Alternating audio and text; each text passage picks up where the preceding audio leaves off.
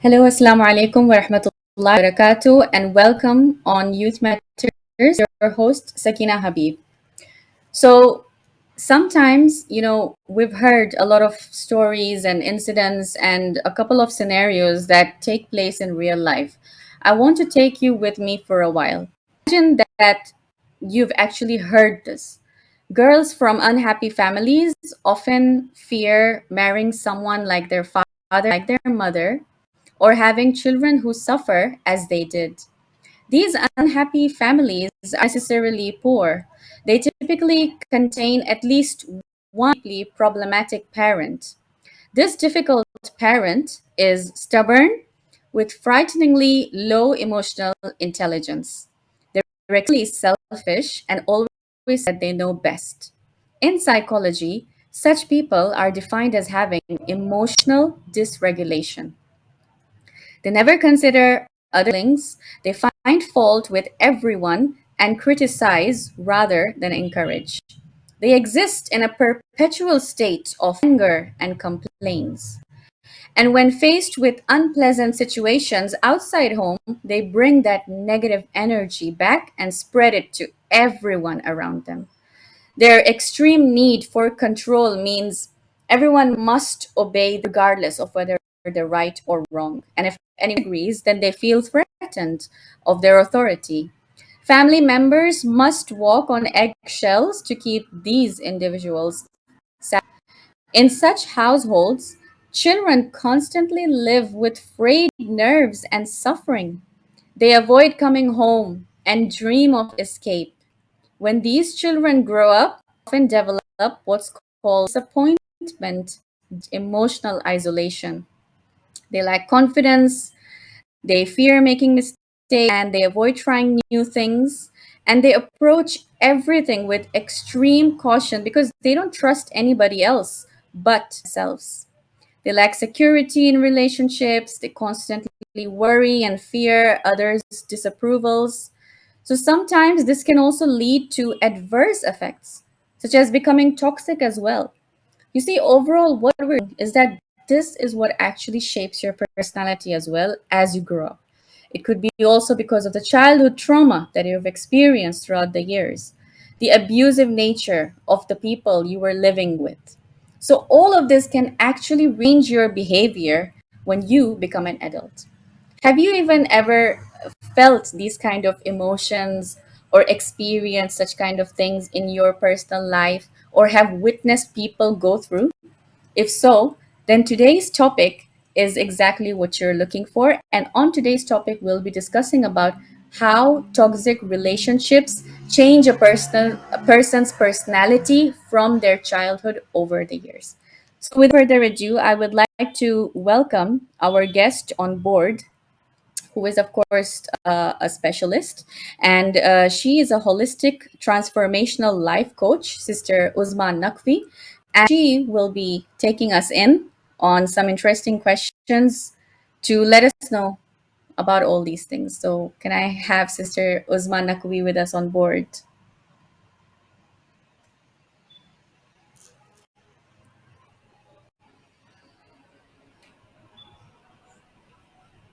Assalamu alaikum wa Hello. rahmatullahi wa barakatuh. How are you, dear sister? Walaikum. I'm good, alhamdulillah. How are you, Sister Uzma? Hope you're well, inshallah. Thank you so much No, for being coming on the show. it's an absolute pleasure. Thank you so much for having me. A'udhu billahi minash shaitanir rajim. Bismillahir rahmanir rahim. Extremely important topic you've picked, and I'm honored to be here, and hopefully I can shed some light. So, we're talking about the impact, the experiences that children have, and how that it influences relationships as we move forward. See, toxic childhood experiences literally shape everything about us, not only our mental landscape, but also emotionally and energetically. As children, particularly between the very critical and crucial ages of 0 to 7, they don't operate through logic, right? They don't really have that much autonomy. We operate primarily and purely on emotions at that age. So at that stage, we literally are absorbing everything that is happening around us, through the environment, through the emotions around us, through the way that love is given to us or not, through the way that we feel safe or not, through the connections that are offered or withheld. So all of these things absolutely matter. When love was conditional, when we grow up in an environment where we don't feel like these things are easily given to us, when safety is unpredictable, like you don't know, you have to walk on eggshells. One minute somebody's okay, next minute, everything's all over the place. Or when emotional connection, which is desperately what every child is seeking, is absent, the child's psyche cannot make sense of this rationally. They don't understand.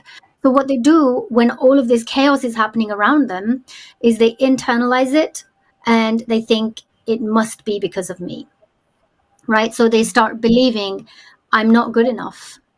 There's something the matter with me. There's something wrong with me. I'm too much. That's why they can't handle me. I'm not enough. That's why I don't get the things that I need. I'm not worthy of love unless I earn it. I work really hard for it. These internalizations become the literal blueprint for the rest of our lives, and it totally shapes everything that we do in our adult relationships. Now, a very important piece to understand is how parenting creates our attachment styles, the way that we attach to other people around us. If our early caregivers, our parents, were consistent, they were responsive, they were calm, they were present, they were emotionally available to us, we are likely going to develop a very secure attachment. We don't feel threatened, we don't carry fears, we're not feeling abandoned, we feel safe in love. We trust easily, we regulate our emotions very well. But if the caregivers were inconsistent, if they were neglectful emotionally, or if they were overly critical, or if they were emotionally unstable, then we develop an insecure attachment style. And that can look many different ways. One of the most prominent attachment styles is anxious attachment style. Now, anxious attachment style is where we constantly feel like we are going to be abandoned. People are going to leave us. Nobody's going to stick around. We crave reassurance. We become so overly dependent of our own sense of self through the relationship. So everything that is happening in our lives is only because of the relationship. If that's stable, we're stable. If that's all chaotic, we're chaotic. There is another attachment style, which is avoidant attachment style. And this is where we disconnect from our emotional needs, because it's so hard to express emotions at a younger age, or they were completely dismissed or avoided, that we distrust intimacy, any type of connection with anybody. We strive to be overly self-reliant. We avoid getting hurt, because we know that when we get close to people, when we seek love, it badly hurts. So we try to avoid it at all cost. And then there's another attachment style, which is disorganized attachment.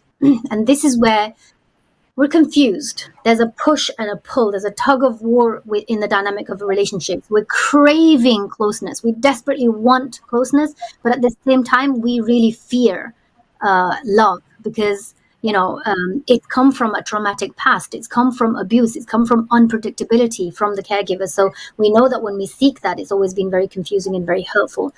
And something really important to understand is that we are often magnetically drawn to the opposite to our attachment styles, not because it's healthy, but because it's familiar. It's all our mind and our nervous system knows. It's because of the unmet needs from our childhood.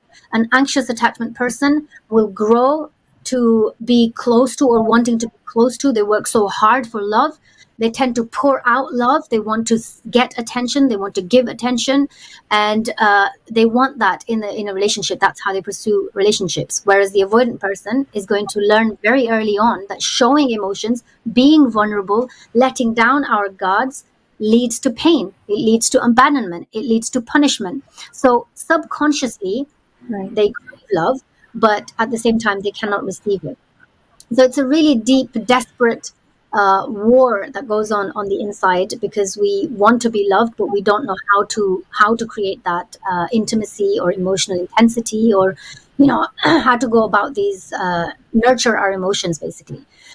But the tragedy of it all is that the moment love gets too close, the deepest fear of theirs are triggered, and they want to run.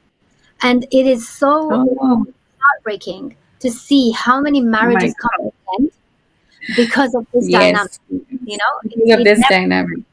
right. There's a pull and push relationship, and it's so subconscious that they're unaware of it. And because of that, this dance of lack of self love or lack of love between the two people, it's not lack of love, it's just lack of awareness, right? And it creates a lot of instability, and that's why people are so petrified of what's going on. It's inner insecurity, is where it's coming Oh from. my God. You see, I can't believe, like something like this can actually have such a huge impact on a person's life. And, we don't realize, Mm. why a person is behaving in such a way, why are they not feeling emotionally attached? No matter how much you do, you're trying to please them, but, they just want to detach themselves. So you see, now it all makes sense. And Yeah. is this why some people develop harmful personality traits like manipulation or emotional detachment after a toxic childhood? Well, the first thing I want to say about that is that the traits are not flaws. They are merely coping mechanisms. The child who learned to uh, keep themselves to themselves, the child who learned that love was unsafe, they will develop emotional detachment as a tool of survival. It was the only thing they could do, it was the only thing they knew how to do. A child who's constantly invalidated, they may learn to manipulate because direct expression doesn't feel safe or effective. So, what looks like dysfunction is often unhealed pain that's been very cleverly disguised for protection. And it's our ego at play because it wants to protect us. Because what we often label as harmful traits are rarely just basically survival strategies. They're not rooted in malice. They're basically coming from unmet needs. That person just wants their needs met. They don't know how to articulate that. They don't know how to tell the other person because they don't even know themselves. So it makes that Right. dynamic so difficult.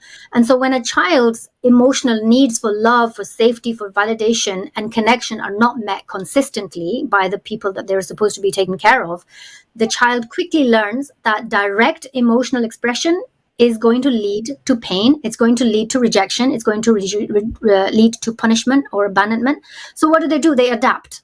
It's the easiest thing they can do. It's not easy at all. It's the only thing they know how to do.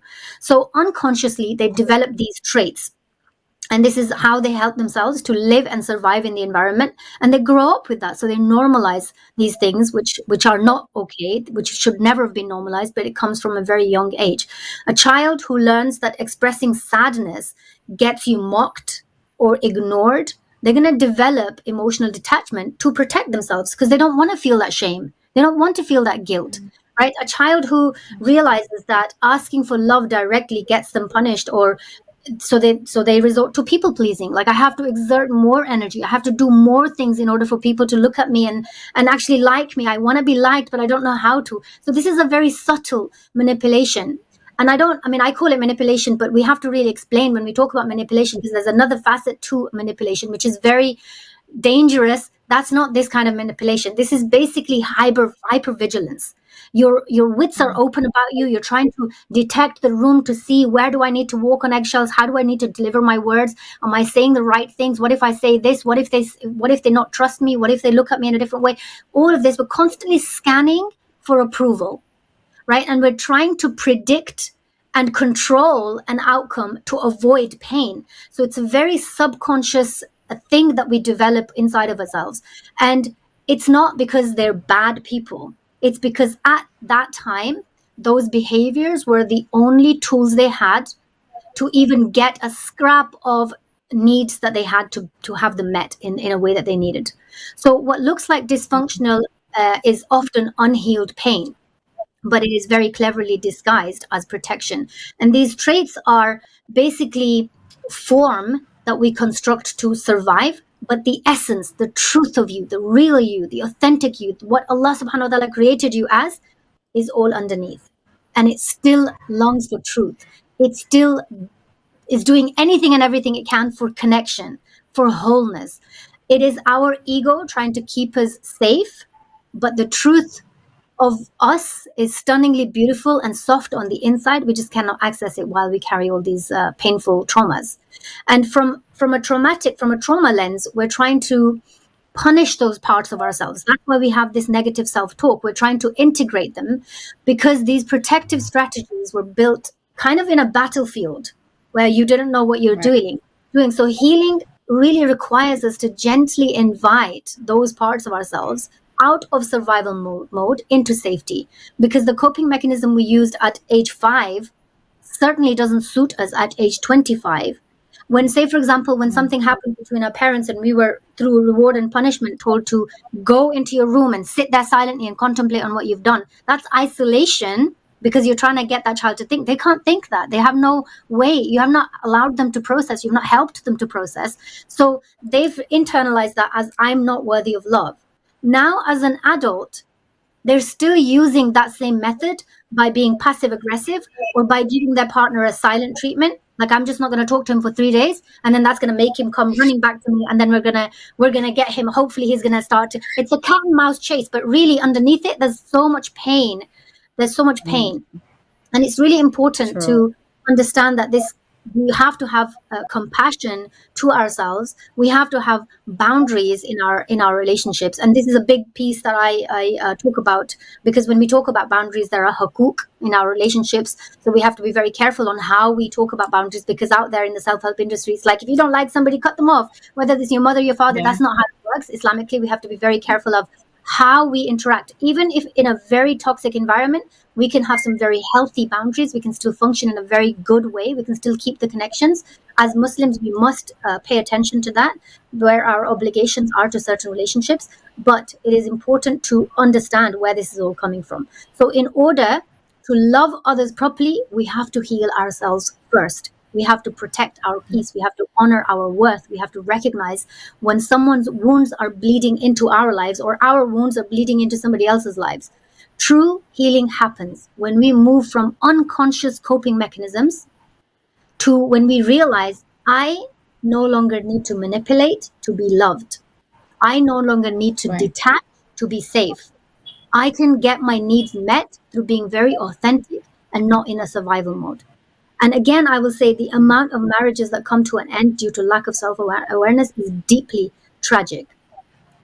And we must address that as a community, as a matter of urgency, really. So I liked 2 points that you mentioned, and I think I can totally agree, especially when it comes to our parents, right? So sometimes, our parents, I mean, in certain roles, especially because of our culture and the backward mentality, parents react. It has impact on these certain individuals, but then we cannot disrespect them, because it doesn't allow that. Islam says that no matter what it is, even if they're mushrik, right? Like, even non-Muslims, you have to respect them. And second point was about marriage. I think those couples or those individuals are very lucky who come from homes, but who find the right soul partner, like someone who truly understands them, understands their feelings, and mends them, basically, and then suddenly they don't have that fear of being disapproved by anybody, or having to please they're right, and because they're being loved for who they are. So Absolutely. that is also something very special that happens in some Yeah. people's lives. Can I What just about add here, before you ask me yes, another question, I want to just add here that, when it comes to parental wounds that we carry and we silently endure, because in Islam, there is a high respect, rightly so, for parents. Like, it's the Lord, and then it's the Holy Prophet, and then it's the Ahlul Bayt, and then it's your parents. Like, it's such a high status that they have, and again, rightly so. When we talk about, and this is an important point, because when we get to a realization that I have things inside of me from my childhood that do not serve me well, and they are causing chaos in my current adult life, I need to address them. When we go through that kind of healing, at no point are we here to blame the parents. Are we here to bash them in any way? This, actually, going through the healing process, is repairing the relationship, so you can reconnect with them in the most authentic way. You don't have to go and confront your parents, because if they're in their 50s, 60s, 70s, they're highly unlikely to sit with you unless they're very kind of self-aware, which, if they were, you wouldn't be going through what you are. It's very highly unlikely for you to sit with them and say, I went through this pain, and for them to receive that without justifying it, because they're going to have their defense mechanisms up. They're going to say, well, I did everything. I did this for you, that for you, that for you. And you're sitting here, you're trying to blame me again. It's going to turn into a really nasty argument. There's no need to do any of that. You can actually internally heal all of that and repair the relationship without them ever even knowing that you went through this. It's not disrespect. It's actually a form of high respect that you give to your parents when you go through healing. I think like a proper, subtle, communication really helps. Yes. Just talk it out, and I think after years, it makes a lot of difference because things have changed, and you've as well, and times have passed as well. So the conversation is different then, right? Yeah. So probably yes, you're actually right about that. What Mm. about positive childhood? So how can positive childhood access buffer or reduce the impact of toxic ones on personality impact of toxic ones on personality development? Oh, it's huge. It's just absolutely, it changes everything. Even from one stable, emotionally attuned relationship in a childhood can powerfully protect against all these emotional wounds that we're talking about right now. In psychology, there's something called the buffering effect, actually, and the idea is that one single source of consistent love, consistent safety, consistent acceptance can significantly reduce the long-term harms and causes of other toxic experiences that we're discussing right now. Because look, children's nervous system is not built to thrive in isolation or in chaos, which is what happens when we're not emotionally present, when we're not emotionally intelligent. And it's built to regulate itself through co-regulation, meaning that presence of an emotionally safe caregiver, an adult who is calm, collated, and is allowing you, supporting you to process your emotions, actually teaches the child's body how to manage their own fear, how to process their sadness, their anger, their joy, all of these things, right? So when a child is seen, when a child is heard, when a child is feeling validated, even by one person, whether it's a parent, grandparent, a teacher, another adult in their life, some kind of a coach, it becomes an imprint because it's like a Right. referencing point that, like, at a subconscious level, deep inside of them, it plants a seed that love does exist. Even if there's so much chaos, there Okay. love does exist. There is somebody out there who's taught me that safety actually exists. That Right. me as an individual, I'm worthy of being loved. So that imprint can serve as an anchor for the rest of their lives. Even if Right. they later face hardships, even if they face rejection or loss or whatever, they'll be able to go through it much more resilience. There'll be a lot more resilience inside of them if they had even one person. And I pray, and Mhm. it's so tragic and it's so heartbreaking that most children don't even have this one person in their lives who they can anchor back to. That is the reality of the situation. When we're unaware, we cause so much chaos. So light overrides darkness, not through aggression, but through our presence, through our connection. In the same way, one Absolutely. experience of being loved can and loved purely can really slowly unravel years of feeling unworthiness that we feel, unseen that we feel on the inside. Love doesn't shout down the pain, it dissolves it by showing you a different reality, different possibility, being loved in a different way. So it's really important. When a child has one experience of being loved correctly, it teaches them the pain that they experience isn't the whole story. That's not all of them. It gives them hope. It gives them resilience. It gives them a blueprint on how to seek what they are seeking and how to even offer that, how to be safe for other people, right? Because it's rooted in connection and it's so important. I cannot emphasize enough. And for parents, Yeah. it's important to know that children are not perfect, nor are you, by the way. And so when we're navigating difficulties and children get really irritating and we don't know how to navigate that, the first thing to do is remain calm yourself, because when you match their chaos, you're basically telling them, I have no safety to give you. You're feeling unsafe right now, but I have no safety to give you either. So we're going to be chaotic together. And it just creates this big ripple effect of nothing but just more wounds, right? Even small Right. act of consistent care can really plant the amazing and very necessary seeds that can grow into a lot of inner strength. Healing doesn't require perfect past. Even if your children are older right now, it just requires a bit of evidence, even if it's tiny. that love and Yeah. safety and wholeness are absolutely possible. And bi'idhnillah, we can start shifting the things in our lives so that our children can feel safe and we can feel safe around them too, inshallah. Right. And Now, one last point I'd like to say yes. is that, you know, we our soul is here to evolve, we're here to grow, we're here to like be better people, adopt as many of attributes of Allah subhanahu wa ta'ala in our lives as possible. That's the core of our essence, that's our spirit, right? But as we're Absolutely. navigating through life and as these things are happening, we get stunted, our growth gets stunted at some point. Like we learn so much and then we get stuck, we feel Right. empty, or we keep going through motions of life. We have an hour long to-do list every day, everything needed to be done yesterday. It's chaos, and in this overwhelm we forget how to grow. When our children come into the world, especially the so-called black sheep child, the one that does everything opposite to you that you tell them to do, that child Yeah. is the one that's here to grow you the most. That child is the great opportunity by Allah subhanahu wa ta'ala, because you stunted your growth. Now that child is going to pull you out in the most shaking way possible to allow you to see that there is more to you than where you stopped. So if you can Very shift true. and frame the way you look at a child, it might help you to see what they're here to teach you, because they are. Absolutely. It's such a beautiful point that you mentioned. That's why they say, yeah, that mothers become more stronger, like, more powerful once they become mothers, basically. So, very true. That's agreeable. What about those people, who have these negative traits in them, okay?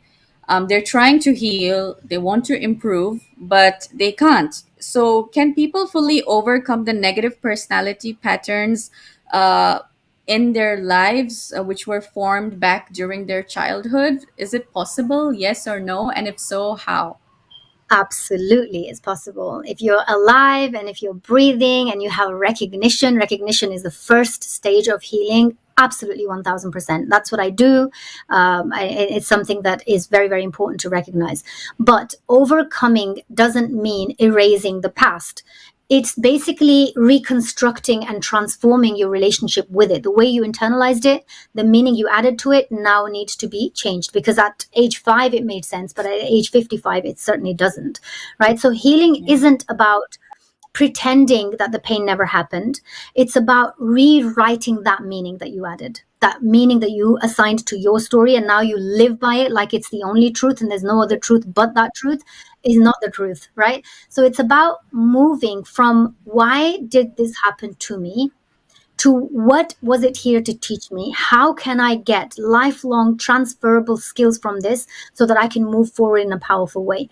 Most of the patterns we formed in our childhood, like people pleasing, like emotional shutdown, like independence, like distrust, all of these things, they were brilliant survival mechanisms at the time. But what kept us alive then is keeping us small now. It's doing the opposite thing right now for us. True healing invites us to lay down the armor that we carry because we think we need to protect ourselves from this threat that doesn't exist anymore. And we need to step into our higher self, our higher version that we are meant to becoming now as we're growing older. This is the work that I do. This is what I guide people towards as we embark on a journey. We don't try to kill off the wounded parts. We integrate them. We listen to the cries with compassion. We honor that survival skill, that what it gave us, because it gave us a lot in our lives. And then we lovingly lead them into a new identity, right? A new way of thinking, a new way of being, a whole new reframing of life in its entirety. One that is not built out of fear, but it's built on truth, it's built on connection, and it's built on divine trust. Allah subhanahu wa ta'ala is with us at all times, right? So this is the kind of identity shifting that needs to go through the process of consciously letting go of personality uh, shaped by pain, shaped by wounds and trauma, and stepping into a soul, because we're vibrating at a certain frequency. And if we carry those pains inside of ourselves, we attract more negativity, more harm, more difficulties. Even Allah subhanahu wa ta'ala says in the Holy Quran, indeed Allah does not change the condition of a people who do not change the conditions of themselves. So it reminds us that change is not just waiting for something and hoping that by magic something is going to happen one day and then everything's going to fall into place. No, we have to genuinely put pure focused energy and conscious effort into changing the situation, and it requires deep surrender to what happened and how we see it. And the beautiful truth is that it is so liberating. It's a painful process to go through, by the way, but it is so liberating to know that you are not your wounds, you are not your parents' behavior, you are not the mistakes that you made, uh, and you're not the coping mechanisms that you came up with to survive. You are a spirit. You are a soul in motion. Your body is only housing the true you, right? And we are designed to rise. We are designed to evolve, designed to return to our fitra, which is the original pure state Right. that Allah subhanahu wa ta'ala created, right? Our soul are dignified, but trials are immensely important. They are there to shape us and to help us grow. And healing is not just possible, it's literally your birthright. You should. I don't see it as a luxury. I think it's everyone should go through healing process because we all carry something or other to some degree. It's just that we have different coping mechanisms and we can function because life is still happening. We have children, we have homes, we cook and clean, we go to work, we dress nice. And so we think, I don't really need help. But in the quiet of the night, we're overthinking. When we're lying on the pillow and it's eating away at us, when we're thinking, she looked at me this way. Why did she look at me this way? Do you think she was trying to say this to me? Was this happening? Did they really, what did she mean by that? Like how, all of this is trauma response. This is your nervous system trying to protect yourself. Where does it come from? It comes from deep wounds that have not yet been dealt with. And it's extremely important for us to address that so that we can stop being not ourselves, like pretending to be okay, but when we're not internally okay. Yeah, very beautifully said. And I feel like, those souls who are actually broken, those souls who are went through a process of healing, are able to understand the broken souls much more better because they didn't get those luxuries probably in their lives, that comfort and that love. And so they're willing to give more to those who actually really need it at times. Yeah, Okay, it's so true. now for the yeah, I feel like broken hearts, like they tend to heal others better because you understand like what this person is Yeah, actually going through it's because a you've level of been through it, empathy that you wouldn't get for right? somebody who has hidden away Yeah, from the truth of themselves for a long time because they don't have that depth, they don't have the know-how of how to navigate that. Whereas somebody who's been through it and come out the other right, end of it, they can see the liberation that you get from healing work for sure.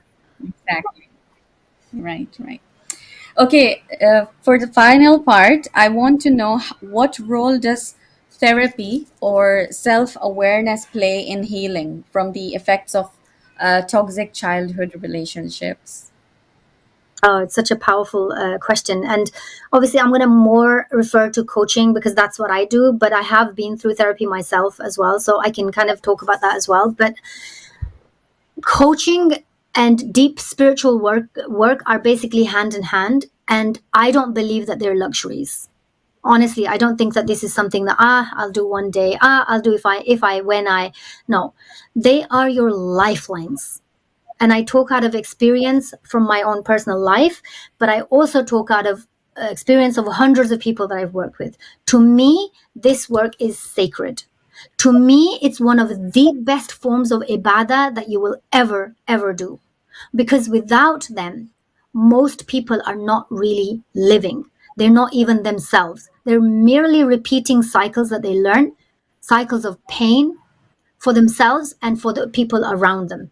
And it causes so much unnecessary pain that they never need to stay stuck. They're stuck on the so called overly used word of autopilot. Because all they're doing is they're replaying the old emotions, the old programs, that was written back in childhood, believing that these patterns are their personality. When in fact, they are Right. just their wounded selves speaking. They have nothing to do with their personality. They were handed to them because it was the only way to survive in a very difficult set of circumstances. They are deeply disconnected from themselves. And by extension, when we're deeply disconnected from ourselves, who else are we deeply disconnected from? From Allah subhanahu wa ta'ala. So our connection, Allah our subhanahu wa ta'ala. authenticity cannot reach, we cannot, there is what Imam Hussain al-Islam said about man arafa nafsahu wa man arafa rabbahu, if I'm getting that correctly, that it is through your own self, it is through your own self-actualization, it is through your own knowledge that you're going to be able to get in touch with Allah subhanahu wa ta'ala. So these wounds are basically covering the real self. Without self-awareness, we remain trapped inside this very experience that hurt us. We don't know how to look beyond that. We react instead of responding. We sabotage love before it can even heal us, before it can even reach to us, because we're petrified of it. We project our pain onto others and we call it reality. When somebody says something to us, we are so deeply triggered. Our nervous system kicks off straight away because it's trying to protect ourselves. But it's coming from the wounded self. It's not coming from the true you. It's not coming from who you actually are. But you think it's your reality. It's actually not at all. Self-awareness is the first crack of light, if you like, that enters into a very dark room of your unconsciousness. It allows you to pause. It allows you to pause from that automatic reaction that just comes naturally. And it helps you to zoom out and say, wait, let me think. We're not able to do this when we're not healed. It says, wait, Yeah. maybe not the whole world is trying to hurt me. Maybe not everyone's against me. Maybe it's my own unhealed pain that's creating this lens which I'm seeing the world through. That takes a lot of courage, because you're being true to yourself in a way that you've never been true to yourself. It's very hard to do that if you haven't had self-actualization, because it's so much easier to say, Sakina, you hurt me, that's why I'm speaking to you this way. Sakina, if you didn't raise your voice in this way, and if you didn't say that word in that way, you wouldn't be seeing me reacting in this way. So it's your fault that I'm reacting this way. I have no self analysis in all of this, because I don't have the capability, because I was never taught it, and I'm not willing to go back there, right? It's so much easier for me to project on you rather than reflect on myself. It's much harder to reflect, right? But in my work, what I believe deeply is that self-awareness alone is not enough. And this is not something you hear from self-help industry, because many people are very aware, but the pain is still there. It still creates this powerlessness. It doesn't change things, right? What we actually need Right. is self-connection. What we actually need is return to our own heart. We're operating here 99.9% of the times. We rarely drop down to here. This is where our truth is. This is who we actually are. This is our spirit. This is what Allah created us. This is what He blew into us. This is what makes us us. But we're disconnected. We're up here because this is the only survival tool that we had, and we're still using it for the things that we don't need to use it. Healing is coming home to Allah subhanahu wa ta'ala through yourself. It's a reconnection to your soul that existed before your wounds came into play, before your programming was handed down to you, before the world told you that you just need to survive. In order to get connection, you have to go through pain. And this is where this kind of work, coaching, my kind of work, is extremely, extremely vital, and also very different than most coaching methods that I've seen out there. Because if any coaching, if any therapy out there is trying to heal you, but it does not connect you back to your true essence, to your spirit, it is not healing. It is further disconnecting you from yourself. You have to have, and you have to incorporate Allah subhanahu wa ta'ala. Right? In Islam, there is a profound concept called muhasaba al-nafs, the accounting of the soul. It teaches us not just to monitor our behavior, but to examine our intentions. Islam is beautifully based on our intent. But how do we know our intent when we're not even able to analyze ourselves? When we don't even know how to look within? Our inner states, our energy, our relationships with Allah subhanahu wa ta'ala and with other people that we are obligated to have relationships with. Right? So it's not just a tick in the box, right or wrong kind of an exercise. It's about asking, is my inner world aligned with the truth, with mercy, with who Allah subhanahu wa ta'ala created me to be? Healing is not about feeling better. If anything, you have to feel worse before you feel better, because you're revisiting some of the things that you've buried away for such a long time that you don't want to revisit again. It's about becoming whole again, right? It's about recognizing that you were never broken to begin with. You're only disconnected from your own light. You're only disconnected from your true essence. That's all it is. So coaching, when it's trauma informed, when it's soul rooted, it's a very, very sacred journey of remembrance. I can call healing remembrance, because all you're doing is finding a pathway to remember back to who you were to begin with, how Allah subhanahu wa ta'ala sent you here on this planet Earth with.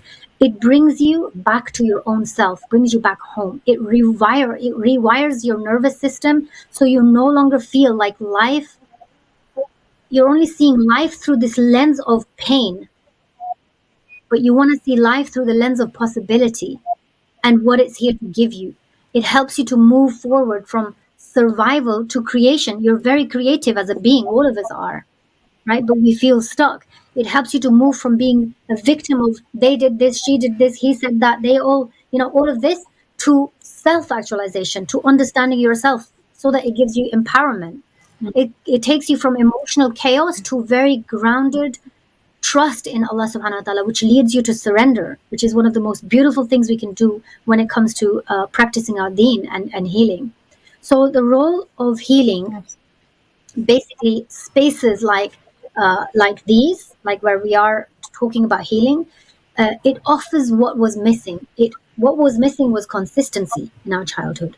What was missing was safety in our childhood. What was missing was reflection, where somebody helped us to reflect and process what was going on. What was missing was accountability. What was missing was responsibility. What was missing was deep compassion, right? Tools that don't just touch your mind, but they awaken your soul. That's how we're meant to heal.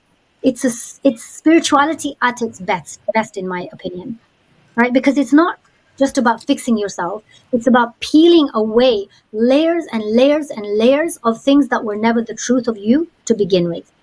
Once that happens, Right. your whole life begins to change from the inside out. You're no longer the same person that you used to be. You start to attract better relationships. You start to parent differently. You start to see your parents differently. You connect with Allah subhanahu wa ta'ala from a place of utter love, not just fear, right? You move through the world with dignity, with your head held up high, with self respect, with self actualization, right? And nobody can ever steal that from you ever again. Healing is not a dream, it's a decision. It's one that only you can make. Nobody else can do it on your behalf. And when you say yes to healing, you are saying yes to rewriting the story that you hold so dear to yourself that doesn't serve you. It's your soul changing to be who it was supposed to be, bi'idhnillah, for your future. Inshallah. Inshallah. Very beautiful and very inspiring, of course. And subhanallah, the way you connected it to Allah subhanahu wa ta'ala, to basically know our true essence. It's so important. I'm just recalling what Imam Ali alayhi salam also, has said a couple of times. I mean, it really resonates to us. Like he says that, you think that you're a very, useless creature, a tiny creature, futile creature, but within you lies the entire. And if you are looking for a remedy, for a cure, the cure is actually within you, right? So as you said, that healing nature, the healing fitra, it is there within us. It exists within us. God has created us with it. So yeah, it's Absolutely. just a journey that one. Absolutely. And this quote that you've mentioned is one that changed my life completely. Actually, this quote is the reason that I healed. Because before I came across this quote, I was in a turmoil. My life was an utter mess. I couldn't make sense of anything. I had no knowledge of who I am and what I'm here to serve and what my life is about. Nothing at all. So it was this quote that is so deeply powerful. When Imam Ali Islam says, your sickness is from you, but you do not perceive it, and your remedy is within you, but you do not sense it. You presume you are a small entity, but within you is enfolded the entire universe. Therefore, you have no need to look beyond yourself. What you seek is within you, if only you reflect, right? So it's kind of giving you the entire platform on what to do. And because this quote literally changed my life, my signature course called The Universe Within You is based on this quote, and it's a year-long program. So I take a whole year dissecting this quote and applying it to people's lives, applying it to my own life. And I've transformed like so many people's lives through this quote because it's that powerful and it can literally change everything about your existence. We owe that to ourselves. Absolutely. We thank you so much, Sister Uzma, for honestly joining me today and, for sharing such wonderful, insightful points, from your expertise, from a lot of information that you've shared with us on program. I hope that a lot of people will benefit from today's program. So I really want to thank you, honestly. Thank you. Jazakallah khair. Thank you. It's my pleasure and honor to be here. Thank you for inviting me. Thank you to all our viewers for tuning on today's program. And I think Sister Uzma has shared some very valuable key points on today's program. And, this is this episode was honestly very uplifting and inspiring because there are lots of us, who have gone through traumatic experiences back from our childhoods, from traumatic incidents, and the way sometimes people act with you, the way their behavior is towards you really makes you wonder and question, like, why are they reacting in such a way. So now you've got your answers. So it's always good to help heal such kind of people, to talk to them, communicate with them, talk it through. And of course, if you need any sort of therapy or help, then we've got experts and professionals, who can really help and guide you. So this was a lovely conversation with all of you, and inshallah, we'll be seeing you around. This is your host, Sakina Habib, signing off. Please make sure to like today's program and keep sharing it with your family and friends as much as possible. Allahu khairan. Wassalamu alaikum wa rahmatullahi wa barakatuh.